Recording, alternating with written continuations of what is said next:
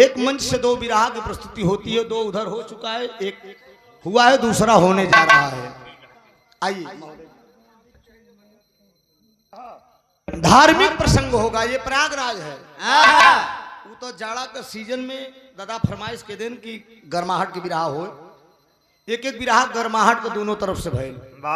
ये पूर्वांचल में ये लाइन ज्यादा पसंद करते हैं, जो दोनों हम लोगों ने गाया।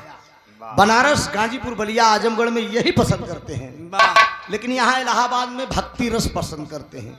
एक धार्मिक प्रसंग आप लोग सुन लीजिए। मेरा दावा है आंख से आंसू गिरे या ना गिरे, लेकिन मेरी माताएं बहनें भी बैठी हैं और कुछ बुजुर्ग लोग भी बैठे हैं। आंसू गिरे ना गिरे, लेकिन कलेजा जरूर पसीज जाएगा। यादव खानदान की ये दास्तान होगी, यादव परिवार की कहानी होगी। वेद के अंदर एक उठकर नई कहानी आई है मित्रों। बहुत कम ऐसी कहानी आप लोगों को सुनने को मिलेगी। समय की नजाकत को देखते हुए डायरेक्ट भूमिका की लाइन है मास्टर, करुण उसमें।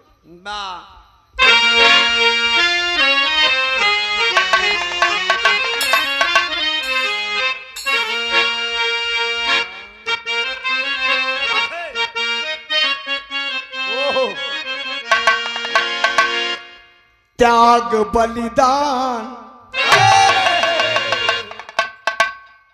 त्याग बलिदान में मेरा भारत सफल, हिंद की धरती सारी कहानी कहे, पूर्वजों की कथा इसके कण कण बसा। फप फप मार रहा है, देखो ये फप फप वाइब्रेशन है, वाइब्रेशन। ये खत्म करो। रिकॉर्डिंग जब होती है ना, यही चीज हम लोग स्टूडियो से दूर कराते हैं। हनिंग बंद करिए। हनिक, इस हनिक को दूर करो। फप फप फप मार रहा है ना ये, देखो। पूर्वजों की कथा इसके कण कण बसा, निप हरिश्चंद्र जैसे बड़े बड़े दानी हुए, ख्याति अपना अमर नाम मोर ध्वज कर गए। वैसे दानियों में दानी एक सुभी के यादव हुए, जिनका यश गान हम सबको गाना पड़ा।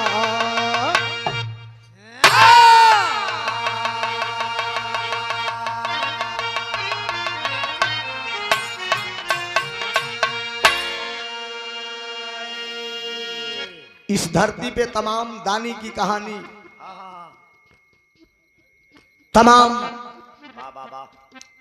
वीरों की कहानी आप लोगों ने सुना होगा। एक ऐसे कहानी सुनाने जा रहा हूं यादव कुल से। यादव कुलभूषण की ये कहानी है मित्रों। दानी तो तमाम हुए, लेकिन यादव खानदान में एक ऐसा दानी पैदा हुआ, कर्ण और हरिश्चंद्र राजा से बढ़कर ये दानी हुआ।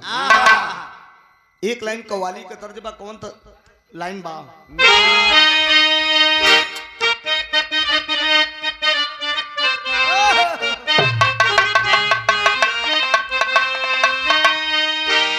बस बस दिल का हल्का समय का अपना उठाइए, बहुत कैचिंग है, हल्का से हाँ लेवल उठा दीजिए। दिल का सोना सात तराना ढूंढेगा, मुझको मेरे बाद जमाना ढूंढेगा। इस कव्वाली के बिरहा के पितामह आदरणीय पंडित स्वर्गीय परशुराम यादव जी गाए। बड़े अंदाज से इस लाइन को उन्होंने गाया। लाइन कौन से मुन्ना राजा?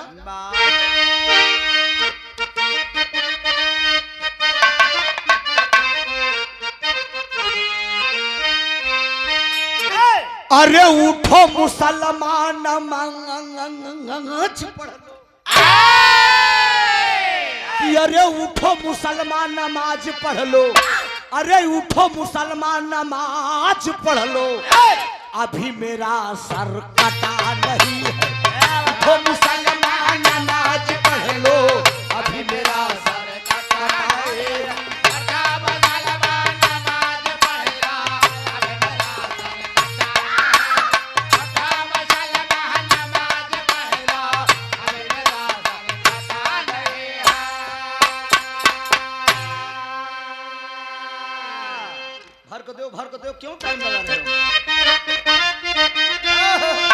अरे उठो मुसलमान नमाज पढ़ लो, अरे अभी मेरा सर अरे हुसैन जैसा दिया शहादत, अरे हुसैन जैसा दिया शहादत वैसा कोई दिया नहीं है। हुसैन जैसा दिया शहादत वैसा कोई दिया नहीं है।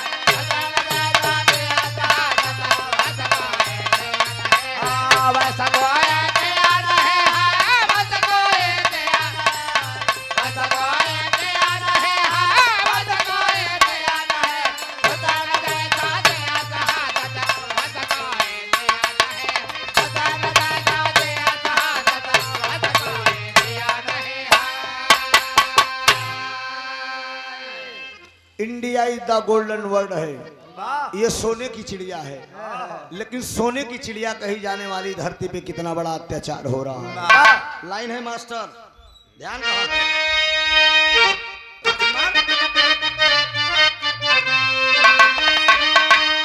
देते सही हो, लेकिन थोड़ा टाइम लगाते हो, ध्यान कहीं अंतर रखते हो। बहुत पीछे देते हो। हाँ, पीछे आगे लेवा करा पीछे जीवन मरद ले थी वो बेकार हो। हाँ, हम सदियों आगे लेना पसंद करते हैं, पीछे एकदम बाइकाट करते हैं। अरे सोने का यह देश हमारा, अरे सोने का यह देश हमारा ऐसा कोई देश नहीं है। सोने का यह देश हमारा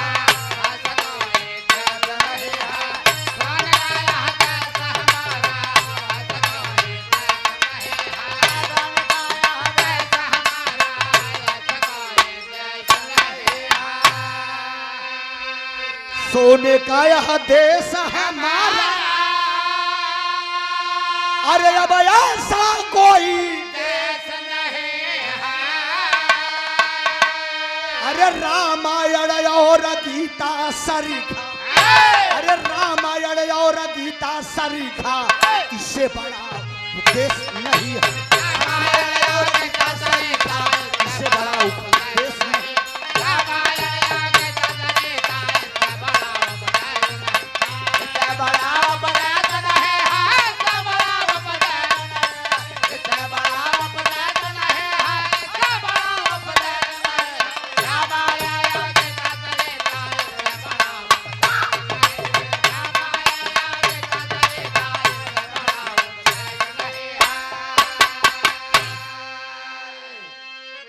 कहानी की यहीं से शुरुआत है। कहानी कब की और कहां की है, एकदम नजम के भाव में साफ साफ आप लोगों के बीच में। ए मास्टर, झलकेगी नजम में, आओ मुन्ना राजा। हमें तो लूट लिया,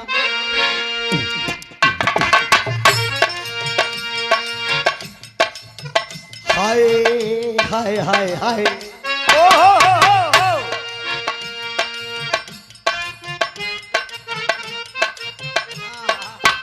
एक दिन बैठे थे,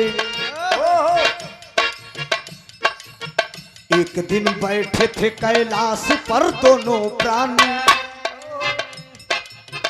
एक दिन बैठे थे कैलाश पर दोनों प्राणी, माता गिरजा रही संग रहे शिवदानी।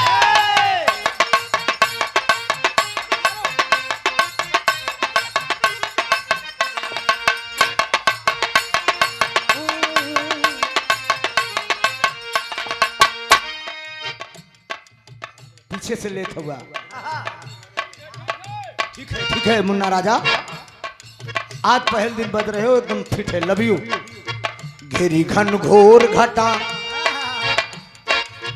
घेरी घन घोर घटा, टप टप बदरिया बरसल, घेरी घन घोर घटा, टप टप बदरिया बरसल, कोई साया न था गिरजा कचुदरिया भी।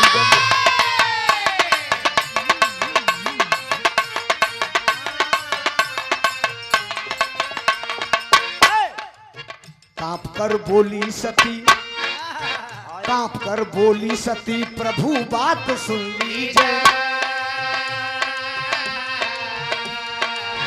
कांप कर बोली सती, प्रभु बात सुन लीजिए, भरम है एक मेरा उसे दूर कर दीजिए।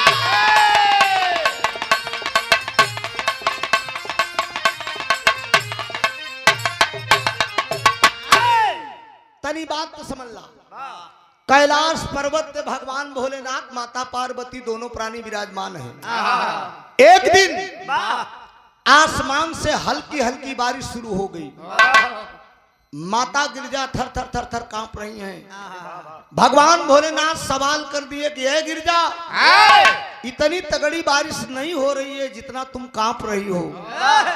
माता गिरजा कहती हैं कि स्वामी, हम बादल और ये आसमान से नहीं कांपत है, मैं इसलिए कांप रही हूं कि कहीं बदरवा हमारे ऊपर ना फाट पड़े। भगवान भोलेनाथ गिरजा जी से कहने लगी कि गिरजा, ये सत्य के खंभे पे टिका हुआ है। गिरजा कहती है क्या टिका हुआ है? कहने ये आसमान और पृथ्वी सत्य के खंभे पे टिका हुआ है। माई गिरजा भगवान भोलेनाथ की बात सुन के कहना, सुना तू बतावत है कि सत्य के खंभा पे टिका हो। मेहरारू के जात माई गिरजा जीत कही दी। सुना, जब तक इस सत्य के खंभा तो हमके ना दिखाऊगा, ना तोहरा से बोलब, ना तोहरा संग खाबे, ना तोहरा संग सूता। भगवान भोलेनाथ सोचत हूँ एक खिया तरज लग स्वर्गीय बाबू रामदेव वाली लगी।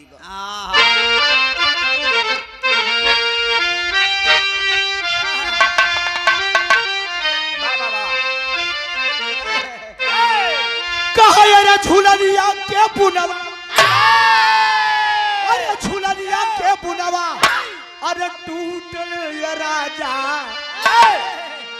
जवनिया में कड़िया छूट ये राजा।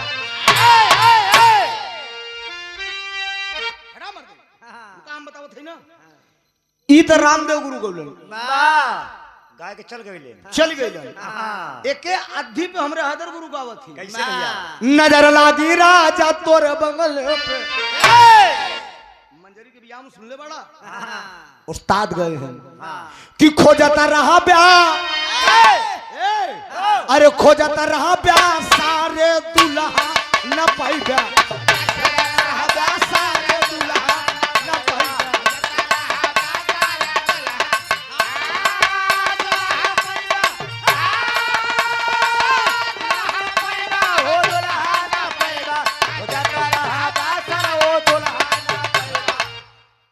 कहा ठकुरे से लड़े परी, अरे जनवा गवई है, अरे हमारे बेटवा सन दुल्हन भी आई है। लाइन हो हमारे गुरुजी वाली, लेकिन माई पार्वती जीत करत है कि हमार दुल्हा कहा हमार सजना मिलता लोकवा घुमाई जा, हमार दुल्हा मिलता लोकवा घुमाई जा।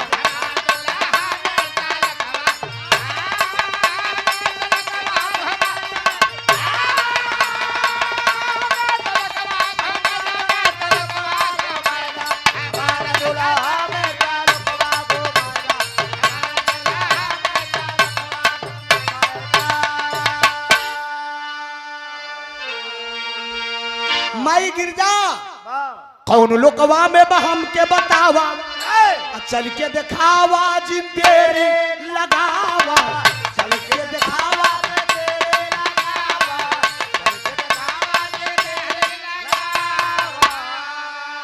अरे भोले कहा ये कर, अरे झंझट हटाई दा, हमार दुल्हा मिर्त लोक घुमाई दा। पंचो गौर करेंगे, माता पार्वती जिद कर रही है कि मृतलोक में घूमना चाहती हूँ, हम उस सत्य खम्मा देखे चाहिए थे जिसपे आसमान और पृथ्वी टिकी हुई है। भगवान भोलेनाथ सोचते हैं कि ई मेहरारू को जा अच्छा त्रिया चरितम दयम न जाना, पुरुष के भाग मेहरारू का चरित्र कब बदल जाए कोनो ठिकाना नहीं बा। ए बाबूजी, बाबू राम कैलाश बतावत रहन कि बल्लम में एक तरफ धार होत,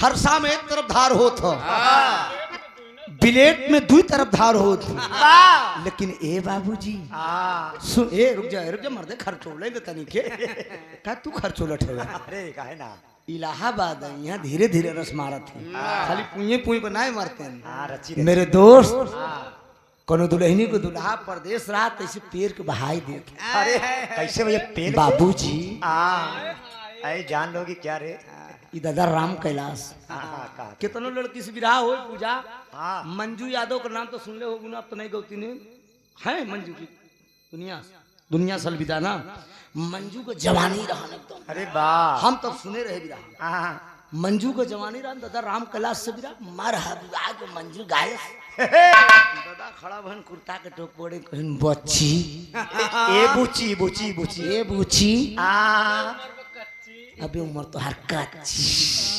सुने वाले दोस्त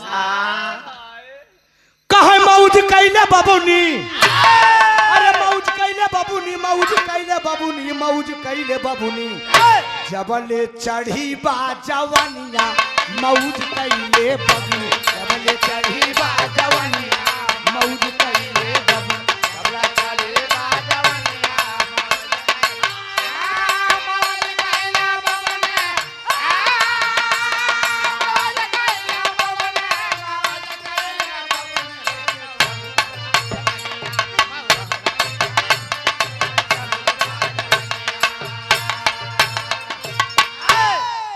एक दिन ठेगबू लई ठेगनिया एक दिन ठेगबू लई ठेगनिया मौज कैले बबुनी मेरे दोस्त माता पार्वती कहन हम सत्य खम्मा देखब भगवानो भोलेनाथ सोचत हैं कि बिना देखे मनी ना आदेश किए भगवान भोलेनाथ का सारी नशा हेराई गई तुरंत माई पार्वती से कहलन कि सुना हम तो के सत्य खम्मा दिखाओ लेकिन हमारी मेरी भी एक शर्त है एक तर्ज है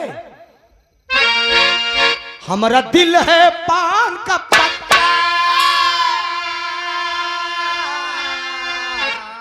लगाइए आप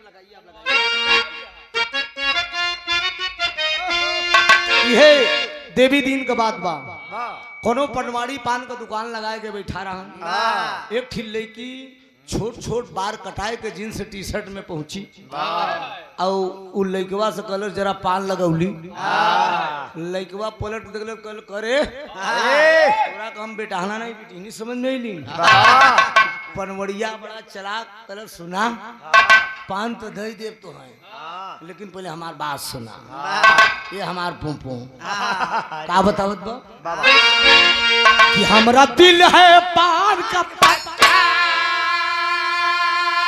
देवी दिन हमारा दिल है पान का पत्ता हमके भाई हम पनवाड़ी खिया भी रहा गावे आए आज पनवाड़ी के धुन न भ तो देवी दिन पैसा दे के और दे दी पूजा के जान लगे दोनों गवैया पान के विषय में न गौला तो जरूरी बिना कि खाए के मघैया के पानी राजा हमार जान ले बुका तो हमारा दिल है पान का पत्ता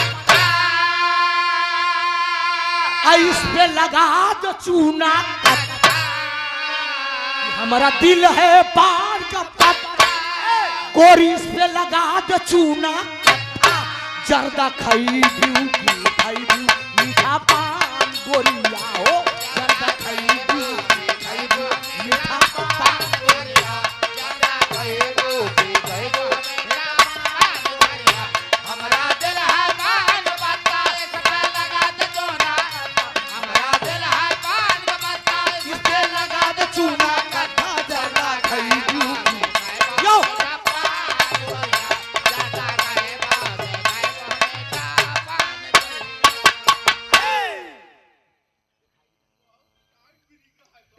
हमार नाम ई बिरिक तो पूरे चंदौली में प्रसिद्ध बा डिस बिरिक दीवाना से बिराह बो कलम जब ऐसे गज से मारी ना यार गजब इसका बिरिक है अबे तो कम बा बिरिक अशोक यादव जी ये धामापुर से हमरे देवी दीन जी के शायद ये जीजा लगते हैं ना सही है रिश्ता गड़बड़ तो नहीं है हाँ सही है ना भैया अच्छा ठीक धन्यवाद अशोक बाबू कई बार मेरे पास टेलीफोन भी किए थे कि हमरे साला साहब को आप समझाइए हमने कहा जब आपसे नहीं समझेंगे तो मुझसे कैसे समझेंगे हमको सार बहनों की रिश्ता बड़ा प्यारा होता जब तू ना समझाए बोबा तो हम कैसे समझाओ? हमके तो मामा बनाए ले हैं। वाह हाँ तब मामा से कम भाई ने समझा था, लेकिन हाँ ठीक है समझ गए।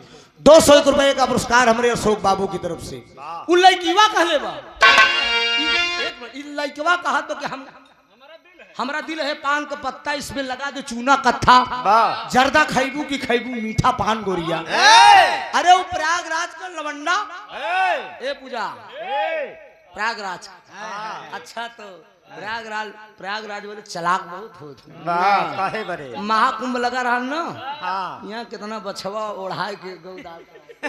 वाह अमृत पाए बरे अमृत लेने आप आई थी कि नहीं? नहीं आई थी। ढेर हम बांट लोग रहा। अमृत बांट रहे थे इस बार। इलाहाबाद वाले हमारे पूज्य महाराज उत्तर प्रदेश के मुख्यमंत्री साहब अमृत बांट रहे थे। न जाने कितने लेके चले भी गए। हाँ आपको भी लेना, आप नहीं गए ना? बहुत होशियार आदमी ये है। ये तैयारी बनाओ तो हम कहे जाया नहीं तो तेरिया कम हो जी के स्वर्ग में अमृत लेबा। उल्लेखीवा कहा बे कि हमके पानत चाहिए,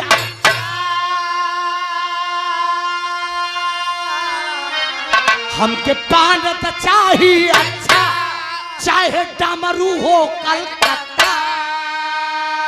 हमके पानत चाहिए अच्छा, चाहे डमरू हो कलकत्ता। हमके उहई चाहिए ओठवा जमन लाल करेला। हमके उहई चाहिए ओठवा जमन लाल करेला हो। देवी दीन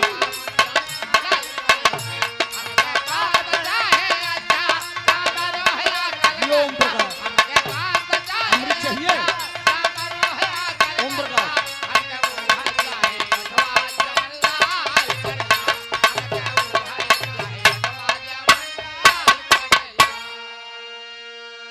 भगवान भोलेनाथ माँ गिरजा से कह रहे हैं कि सुनो, मृतलोक में आपको चलना है, मैं लिवा के चल रहा हूँ सबका खम्मा दिखाने के लिए, लेकिन एक बात मेरी माननी होगी। झट से बोले हाँ सूदान, कि झट से बोले हाँ सूदान। बुढ़वा रूप धरे दोनों प्राणी, अरे लिहले बगली में झोली लटकाई भगवान। भगवान भोलेनाथ माता पार्वती दोनों प्राणी मंगती मंगता का भेष धारण कर लिए। एकदम पेवर कोड़ चू रहा है, एकदम फटही लुगरी पहन के एक कईयों जगह पेवना लगा बा, उसी पर रहना, उसी पे क्लियर हो, किसी क्लियर बाकी हम बताएंगे जहां जो करना होगा, हम डिस ब्रिक बताएंगे। बाबूजी एकदम मंगती मंगता का भेष बना लिए हैं दोनों प्राणी। अब भेष बना के भगवान भोलेनाथ तो माता पार्वती कहाँ चल रहे हैं? चटचोटी से किया पाया कि चटचोटी से किया पाया, पहुंचे गोकुल के दरमियान। चटचोटी से किया पाया, पहुंचे गोकुल के दरमियान। लागे रहिया में तुरतई समझावई भगवान। भगवान भोलेनाथ मंगती मंगता का भेष धारण किए हैं, यहीं पे कहानी मोड़ ले रही है। गौर करेंगे मेरे मुकद्दर के मालिक, असली बिरहा के श्रोता तो अब हैं, बाकी लौंडा लपाड़ी जितना रहे ना अपन काम करके निकल गए। जैसे वो लगन का काम वैसे हम लोग अपन काम करे हैं। हम कलाकार हैं, माहौल देख के काम करते हैं। झटका में लवंडन को देखे तो झटका में काम करे। जब आप लोग बैठे हैं देख, धार्मिक कहानी हमने उठा दिया, आप असली श्रोता बैठे हैं। भगवान भोलेनाथ माता पार्वती मंगती मंगता का भेष धारण कर लिए। भेष धारण करने के बाद पेवर कोड़ चू रहा है। देखिए नारायण की लीला देखिए। चोटी को बयान किए, बड़ी सी खाई थी पहाड़ की, उस चोटी को टांग के मृतलोक में कहाँ पहुंचते हैं? आनंद कंद मुरली मनोहर के खानदान में, भगवान कन्हैया के खानदान में गोकुल पहुंचे हैं। नंद बाबा के बाद गौर करेंगे उसी के उन्हीं के खानदान में एक राजा हुए जिनका नाम था सुभीक यादव। राजा सुभी के यादव के यहाँ क्या पड़ा था? वाह वाह वाह चौथे पन में हाय हाय हाय एकदम बुढ़ौती की अवस्था में शरीर झुलझुल एक एक चमड़ी झूल रही है। कहा गया है कि दुनिया में हर चीज लाख भरा हो। जरा गौर करेंगे, उस माँ के आत्मा से पूछिए, उस पिता के आत्मा से पूछिए जिसके पास एक संतान नहीं है। अरे वाह वाह कभी आप लोगों ने सोचा है? उस माँ बाप की आत्मा से पूछिए, एक बेटा नहीं, अगर बाप अगर कमाता है, मेहनत करता है, वो बड़े गर्व के साथ सोचता है कि मेरा बेटा वह करेगा। अरे वाह क्यों मास्टर? मुझे भी नाज है कि मेरे दो बेटे हैं, मेरी मेहनत की कमाई मेरे बेटे यूज करेंगे। लेकिन आज वाह राजा सुभी का चौथा पल लग गया है। वाह वाह वाह एकदम बुढ़ाई की अवस्था में मालिक का रहमो करम देखें, बुढ़ाई दांव एक बेटा पैदा हुआ है जो लड़का का नाम है कमल। अरे हाय हाय हाय बेटा कमल पैदा हुआ है। बेटे का जन्मदिन फाने हैं बाबूजी। राजा से लेकर प्रजा तक को निमंत्रण दिए हैं, दरवाजे पे सब भोजन कर रहे हैं। जिस तरह से इस सारे भाइयों ने मिलकर अपनी माताजी की अंत्येष्टि क्रिया में इतना बड़ा भंडारा किए हैं। अरे वाह वाह वाह क्या है, आप लोगों ने चिट्ठी ये समझ के बांटा है कि खाली यादव बियादरी खाएंगे और बियादरी नहीं खाएंगे? वाह वाह वाह सर्व समाज के आप लोगों ने निमंत्रण दिया होगा। वैसे राजा सुभीक ने सारे सर्व समाज के लोगों को निमंत्रण दिया है। सब लोग दरवाजे पे भोजन कर रहे हैं, राजा सुभीक की जय जयकार कर रहे हैं। लेकिन बाबूजी 52 भेड़ का आइटम बना हुआ है। अरे वाह वाह वाह तबले पेवर कोड़ चुआवत, हाय हाय हाय एकदम गंधार, एकदम बदबू आ रही है। अरे वाह वाह गेटवे पे दोनों प्राणी पहुंच गए। कौन? कौन भैया? भोलेनाथ पार्वती। हाय हाय हाय पता किसी को नहीं है। वाह वाह वाह रुकिए मास्टर साहब, पता किसी को नहीं है कौन है। अरे वाह राजा सुभीक सिंहासन पर बैठे हैं, बगल में रानी भी बैठी हैं।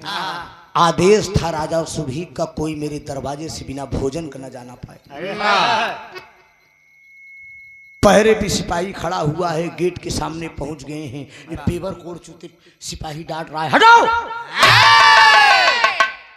मंगता रूप में भोलेनाथ कहते हैं कि भैया ये किसका नगर है? मेरे मालिक का है, राजा सुभीक का। अरे वाह वाह वाह क्या आप अपने मालिक को बुला सकते हैं मेरे पास? वाह बारे राजा यादव कुलभूषण, यादव खानदान में ऐसा राजा हुआ राजा सुभीक। जब सुनते हैं बाबू तो नंगे पांव दौड़ कर आए, हाय हाय हाय अभिवादन किए, हाथ जोड़कर खड़े हो गए। एक कोढ़ी के आगे, अरे वाह कोढ़ी के आगे हाथ जोड़कर खड़े हो गए। आदेश करिए, क्या खाना चाहते हो? वाह वाह वाह राजन, बेटे का जन्मदिन फाना है ना? हाँ। अरे वाह मैं तो बेटे का जन्मदिन फाना हूँ, भोजन कराओगे तुम मुझे? हाय हाय हाय कहन बिल्कुल कराऊंगा। अरे वाह तर्ज का लाइन बस स्वर्गीय बाबू राम कैलाश वाली। हाँ टीवी हो लगा दा तुम्हारी इच्छा बता। अरे मोरे राम, अरे अंगनवा में अब बाजई बजना, अरे तो फूला फूल अनोखा देखा चौथे पनवा। अरे हो पनवा, अरे हो पनवा, फूला फूल अनोखा देखा चौथे पनवा।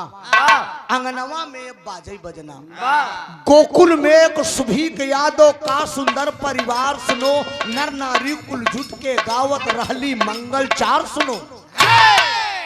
छठ से दोनों प्राणी पहुंचे बाबू उनके द्वार सुनो, लागे मागन भुजन दोनों भोजन छुदा अपार सुनो। आदेश कर दिए, भोजन कराओगे मुझे ना? कहा कहिए क्या खाना चाहते हैं? आप तो तरह तोहरे मन का हैरान मो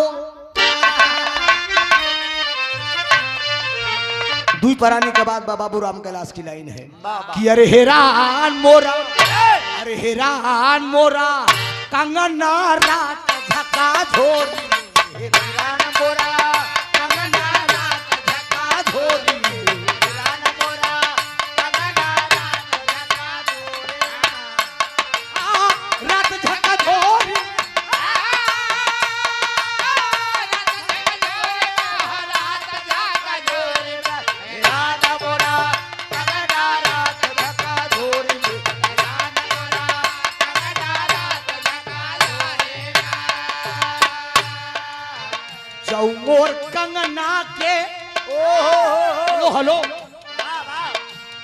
मोर कंगना कहेरी ढूंढी लावे मोर कंगना कहेरी ढूंढी लावे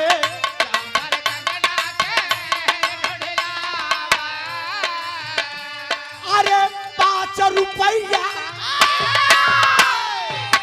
5 रुपया इनाम आया रात भका धोरी कंगना रात भका धोरी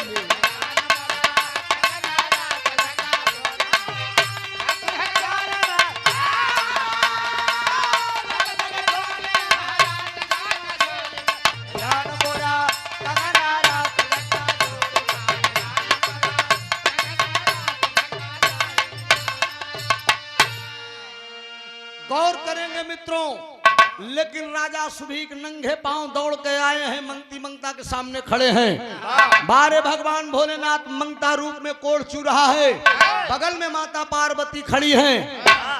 देवी सब देख रही हैं, लेकिन भोलेनाथ क्या कह रहे हैं कि अरे कराय देत्या भोजन आया जदुनौ प्राणी के कराय देत्या भोजन आया जदुनौ प्राणी के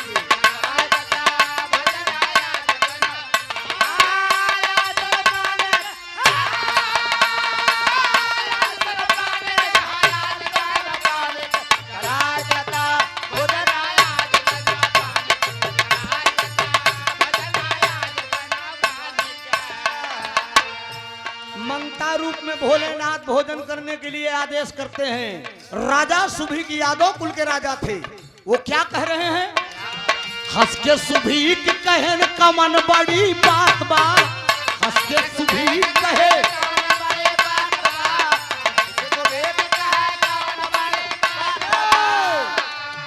बुढ़वा कहाई तोहरी कुछ नयो काट बा, बुढ़वा कहाई तोहरी कुछ नयो काट बा।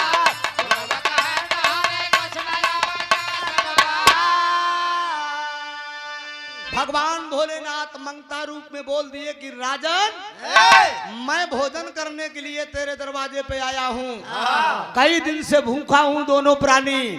राजा यादव कुलभूषण राजा सुभीक कह दिए कि क्या खाएंगे आप, आदेश करिए। 52 मेल का आइटम बना है, क्या खाना है आपको?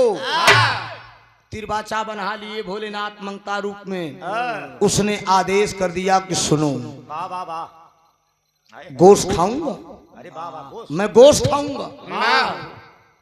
राजा सुभीक मन में सोचने लगी कि ये कैसे, कौन मेरे दरवाजे पे आ गए जो गोश्त खाने का आदेश कर रहे हैं। क्या हुआ, गोश्त नहीं खिला पाओगे, तेरे बस का नहीं है गोश्त खिलाना। राजा सुभीक अपने सिपाहियों को आदेश दे दिए 500 बकरा लाकर गिरा दो। किथा का गोश्त खाओगे? किस चीज का? भेड़ा का, गधा का, खेखड़ा का? कहीं सुनो, न मैं गधा का खाऊंगा, न खेखड़ा का खाऊंगा, न मैं भेड़ा का खाऊंगा, मैं गोश्त कौन सा खाऊंगा? कि अरे गोश्तवा में खा भाई, गोश्तवा में खा भाई जमत पैदा बललना रे आज दोनों प्राणी भोजन आया दोनों प्राणी के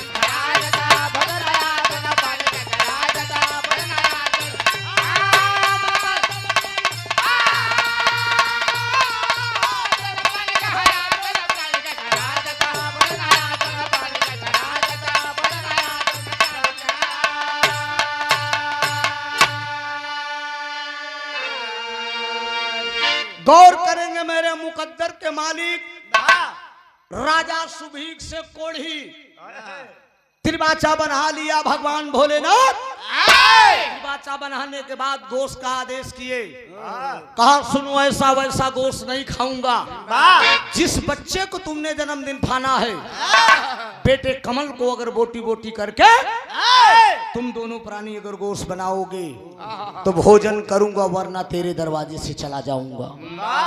माता पार्वती बगल में खड़ी हैं, मंगती रूप में पेवर कोड़ चुराए कलन स्वामी ये तो सत का खम्भा दिखावे ले आए हैं कि केहू के बिटिया बेटवा कटवावत है। भोलेनाथ कहन देवी तुम शांत रहो, तुमको बोलना नहीं है। मेरा रू गजात पहले कहे टिपी टिपर बोलू ना, हम जमन करब करे दी ए राजन, क्या सोच रहा है? वाह बेटों को बलि चढ़ाना है कि नहीं? याद रख लेना, बलि के साथ साथ आंख से आंसू नहीं छलकना चाहिए। ये बात समझ लेना। बेटे को बोटी बोटी कर देना, लेकिन आंख से आंसू नहीं गिरना चाहिए। उसी बेटे को अगर तुम गोश्त बनाकर खिलाओगे, तेरे दरवाजे पे भोजन करूंगा, वरना चला जाऊंगा। अरे वाह वाह वाह वाह दौड़े दौड़े राजा सुभीक अपनी अर्धांगिनी के पास गए। रानी साहिबा से कहने लगी कि दूठी मंगती मंगता आए हैं, गोश्त खाने के लिए कहा, तिरबाचा बना लिए, मैंने स्वीकार कर लिया।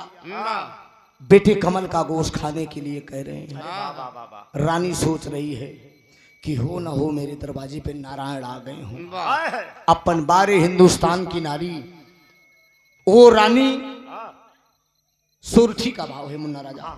ओ रानी अपने पति को समझा रही कि सुनिए, हाय हाय हाय ये चले जाएंगे तो लौट के नहीं आएंगे, हम आप जिंदा रहेंगे तो बेटा तो फिर पैदा हो जाएगा। वाह वाह लेकिन वो रानी अपने पति को क्या समझा रही?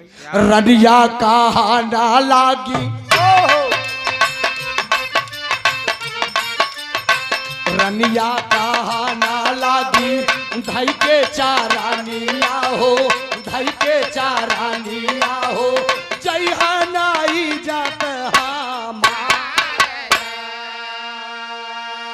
द्वारे से जाइना देवै, सुनला सा जाना वाहो, सुनला सा जाना वाहो, चाहे जाई प्राणावा हमारे।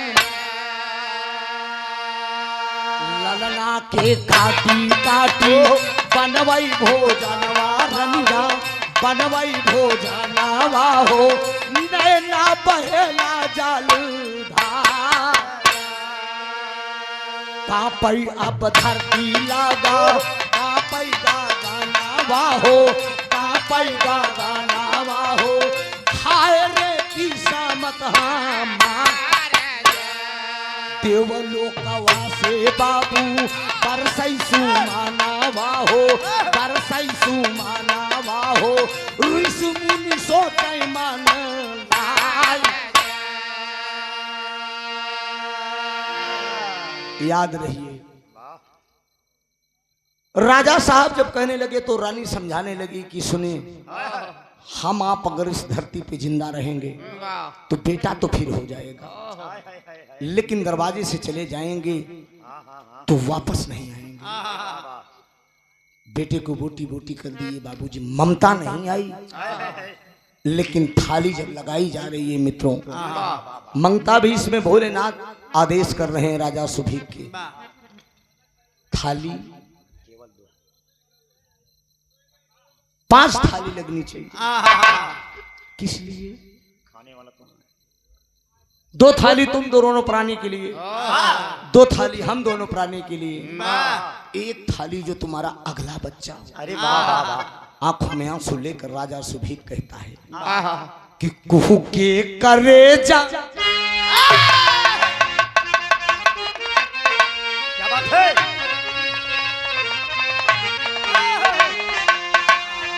यह दर्ज के लाइन में हो गई। हाँ बढ़ा।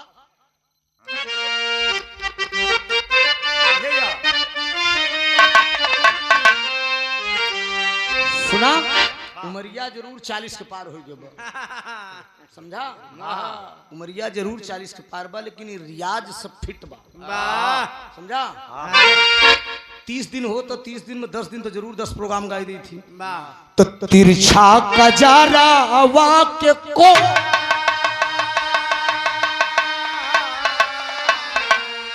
तिरछा कजारा वाक्य को, अरे हमार मारा हिया रई में बान बा, तिरछा कजारा वाक्य को,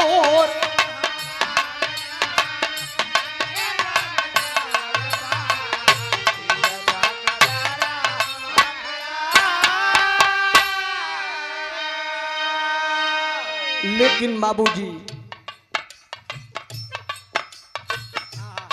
राजा सुभीक मन में क्या सोच रहे हैं?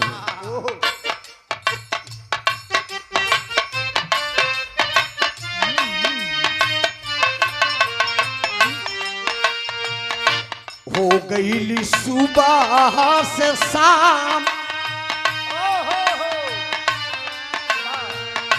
कुह के करे जा बार बार हमार लाल सपना हो गई कुह के करे जा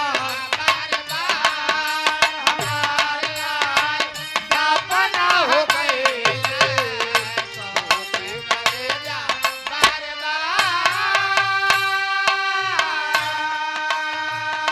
सुखवा के खातिर जे करे सहले हालकानी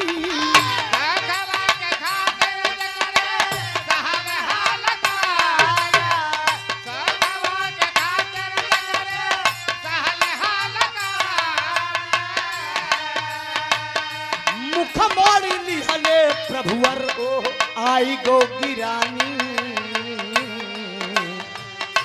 यही हो कहानी अब हमार ओ यही हो कहानी अब हमार लाल सपना हो गई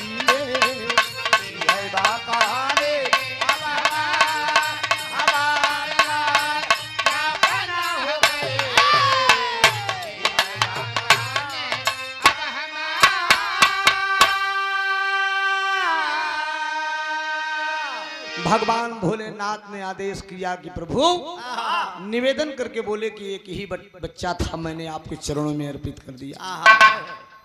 भगवान भोलेनाथ सोच रहे हैं तेरी बाप रे ये मैंने राजा का एक लड़का था वो भी कटवा दिया। भोजन लग रहा है बाबूजी माँ जब बच्चे की बोटी बोटी देख रही है या फिर तर्ज है राजकुमार समझ लो। निमिया के डार कैसे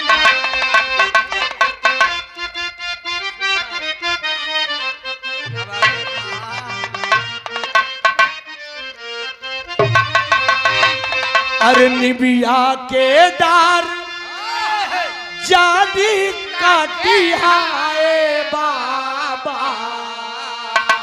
निमिया के डार जादी काटी हाय बाबा हाय निमिया चिरैया के बसेरो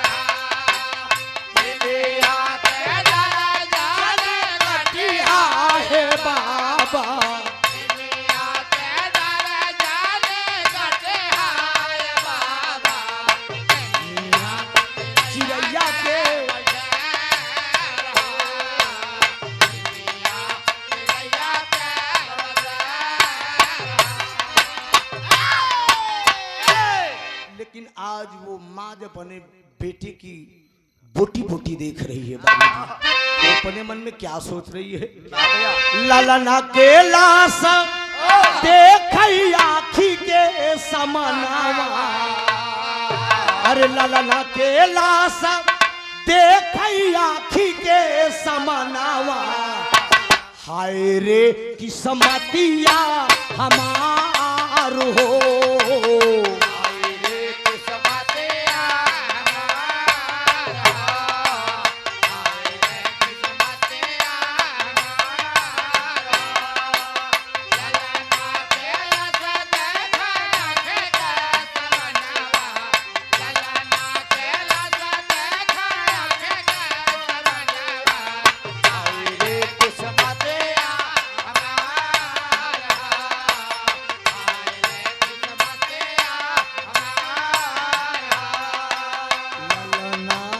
जी भर के किहाना दुलारावा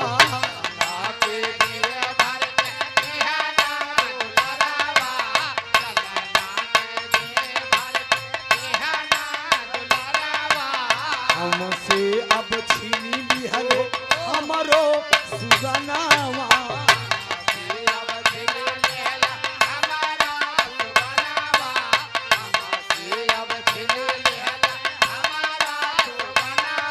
अरे हथावा के हमारे न छूटली में दिया हथवा के हमारे न छूटली में दिया साले मई बड़ाया पमान हो साले हम बड़ाया पमान हो साले हम बड़ाया पमान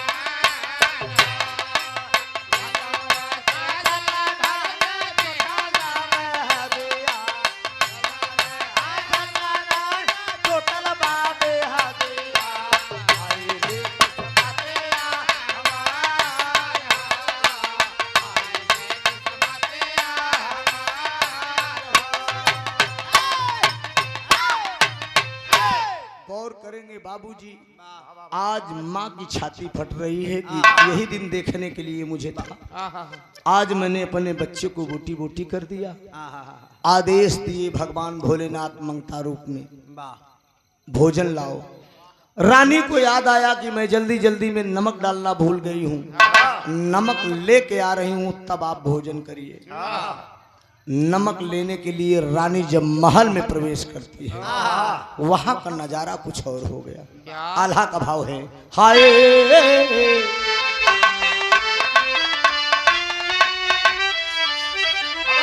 हाय राम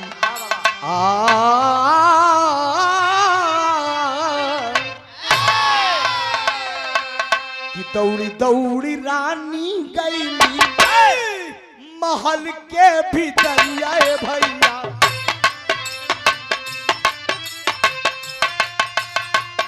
तब ने एक अचरज होई गई लंसी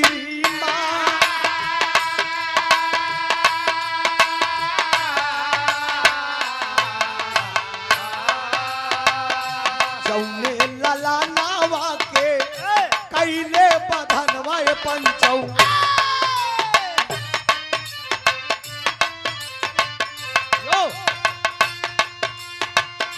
उहैलन न पाला न पखेलै मूसका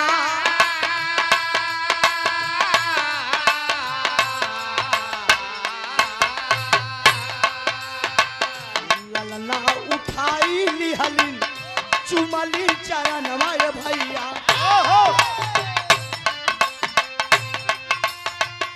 ललना का विधिवत बाबू कैलिन हो दूला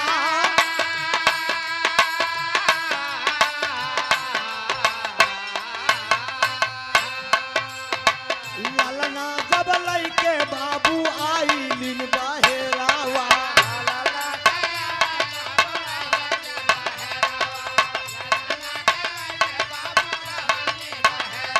अरे राजा जी से बतिया रानी रहालिन बताई हो, राजा जी से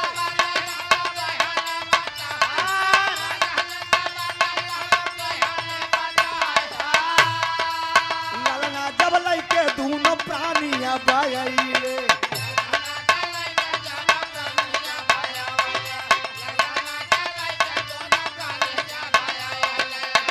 भोले बाबा देखा रहा है मुस्काई हो, ये हर भोले बाबा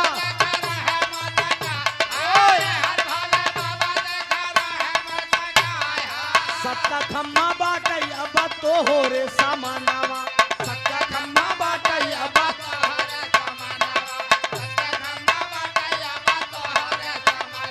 अरे बतिया तमाना तानी मोरी गुलनार हो, बतिया के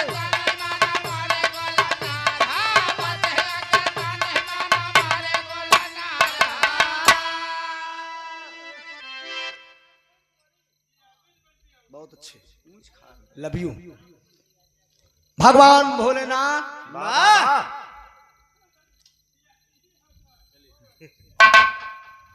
चलो हो गया। बोल दिए पार्वती से, मेरी मेरी गुलनार। रानी जब नमक के लिए प्रवेश करती है तो वही बच्चा मालिक का रहमो करम देखे पलना पर खेल रहा है, क्या क्या कर रहा है। रानी डर जाती है लेकिन बच्चे को उठा रही है, लेकर उस बच्चे को आ रही है राजा साहब के पास। स्वामी ये मेरा बच्चा देखिए, ये वही बेटा कमल है। उठा लेते हैं। राजा सुबीर कहते हैं कि इस खुशी का इजहार जो दोनों देवता दोनों प्राणी आए हैं मैं उनको दिखाऊंगा। भगवान भोलेनाथ माता पार्वती के सामने जब बच्चे को लेकर आ रहे हैं, भगवान भोलेनाथ बोल दिए पार्वती से कि देवी असली रूप में आओ। अरे वाह वाह वाह। पार्वती कहते असली रूप में होगा तो तुरंत मारे लगे लोग, जान नहीं कि भोले भैया आवाज नहीं पीछे, हेलो पर्दे के पीछे आवाज नहीं, बस 5 मिनट। अरे मर्दे,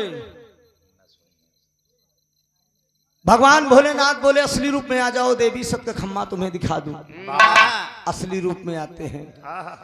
राजा सुभीक अबाक हो गए।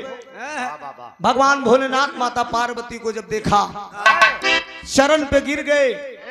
भगवान भोलेनाथ उठाकर गले से लगा लिए, बोले उठो राजा।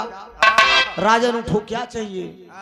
कहें कुछ नहीं प्रभु, जिंदगी की सबसे बड़ी अनमोल धरोहर आपने मुझे दे दिया।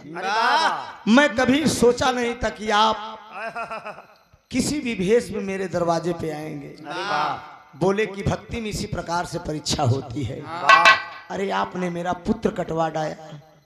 हाँ हेलो हीरो, भक्ति में इसी प्रकार से परीक्षा होती है। तेरा बेटा जिंदा है ना, मैंने तेरे बेटे को जिंदा किया ना। माता पार्वती से भगवान भोलेनाथ कह रहे कि यही सत्य खम्मा है, देख लो देवी। राजा सुबीक जैसे सत्यवादी बेटे को काट दिया, लेकिन अपने ईमान को नहीं जाने दिया। क्या चाहिए राजन? भगवान भोलेनाथ कह रहे हैं क्या चाहिए? मांग लो जो वरदान मांगना हो। तो राजा सुभीक कहता है कि सुनिए मुझे क्या चाहिए। राजा सुभीक ने आज कलयुग में वो प्रमाण मिलेगा क्या वरदान मांगा था। आखिरी भाव है।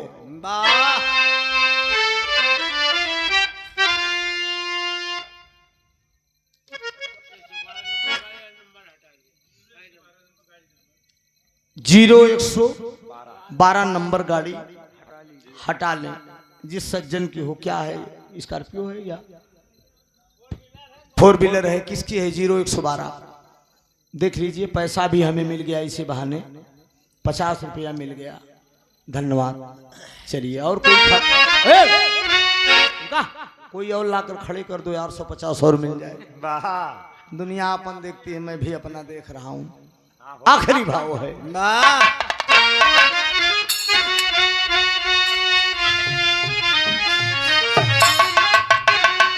कि अरे पलना पे ललना मिला,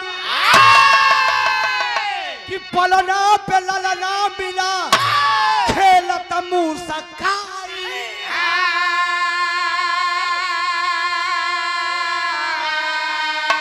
अरे ललना का चूमई लागे गोदी में उठाई हो, ललना का चूमई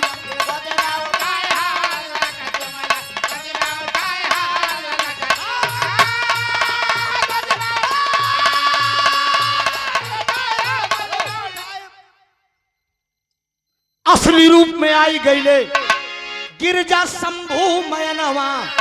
अरे सत्य खम बाट गिरजा तोहरे सब।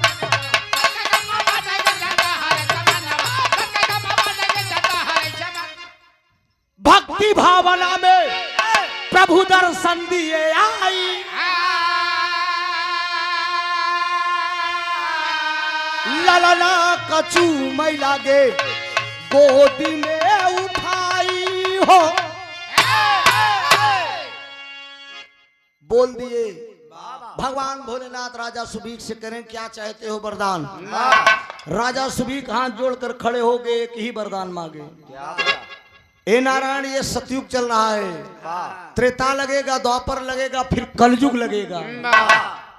तो कलयुग में क्या करना है? क्या भैया?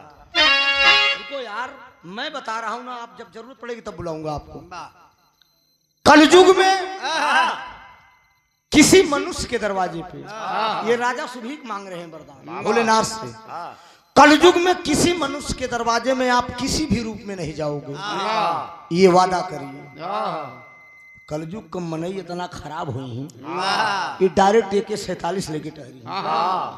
नारायण मरही ठाए से हाँ केहू को मंगती मंगता भेष बनाए कि अगर बिटिया बेटवा कटवावे जाबे तो कटही ना, पहले बिटिया बेटवा न कटी, पहले तोके दगई तब बाद में आपका अपमान हो जाएगा। वाह वाह कोई मनुष्य से परीक्षा मत लीजिएगा प्रभु, यही मैं वरदान मांग रहा हूं कलयुग में।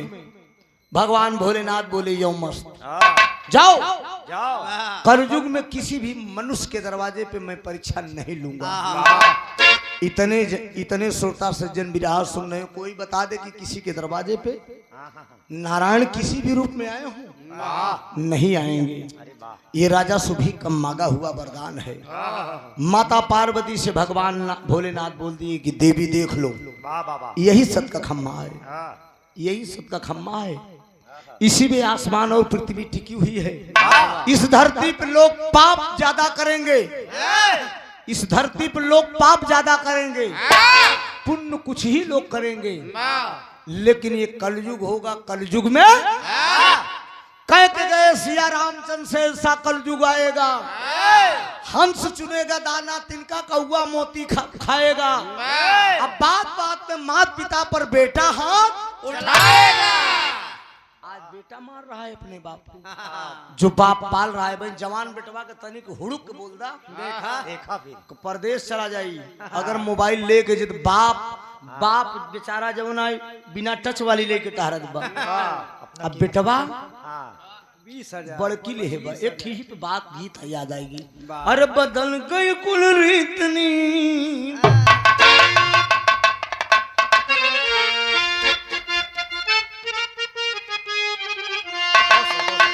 पर्दा ठीक से बनाइए मुन्ना राजा।